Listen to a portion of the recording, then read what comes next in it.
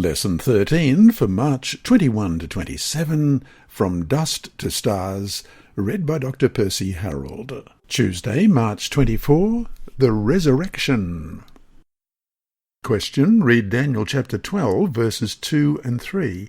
What event is he talking about here, and why, considering what we understand about death, is this event so important to us? Daniel 12, beginning at verse 2, And many of those who sleep in the dust of the earth shall awake, some to everlasting life, some to shame and everlasting contempt.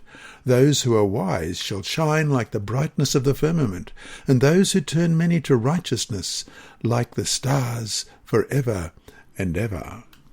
Daniel makes probably the most explicit reference in the Old Testament to the coming resurrection. And as we reflect on this passage, we can learn some very important truths.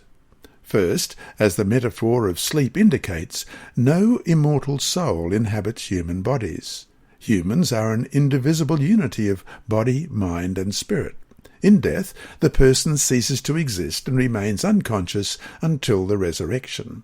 Second, our text points to the coming resurrection as a reversal of what happens as a consequence of sin. Indeed, the expression translated as dust of the earth in the original language of Daniel 12, verse 2, reads earth of dust. This unusual word sequence points back to Genesis 3:19, the only other biblical passage where the word earth precedes the word dust. Let's read that. Genesis 3:19, In the sweat of your face you shall eat bread, till you return to the ground, for out of it you were taken, for dust you are, and to dust you shall return.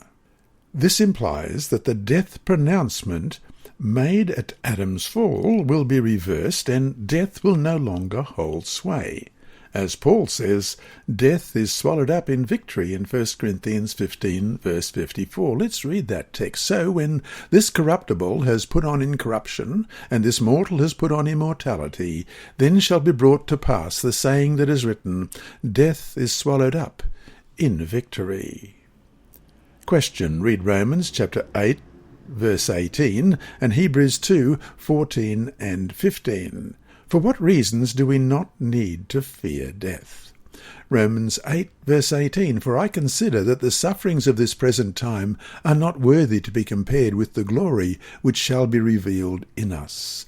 And Hebrews 2, verses 14 and 15, Inasmuch then as the children have partaken of flesh and blood, he himself likewise shared in the same, that through death he might destroy him who had the power of death, that is, the devil, and release those who through fear of death were all their lifetime subject to bondage. Death ruins and ends everything here. But we are offered the promise that death does not hold the last word for faithful believers. Death is a vanquished enemy. When Christ breaks the chains of death and emerges resurrected from the tomb, he deals the fatal blow to death. Now we can look beyond the temporary reality of death to the ultimate reality of the life we receive from God in Christ, because Michael stands up, as we read in Daniel 12, verse 1.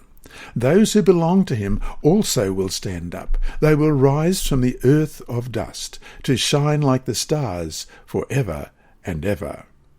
So to finish the day, amid the pains and struggles of life, how can we draw hope and comfort from the promise of the resurrection at the end? Why, in a very real sense, does almost nothing else matter?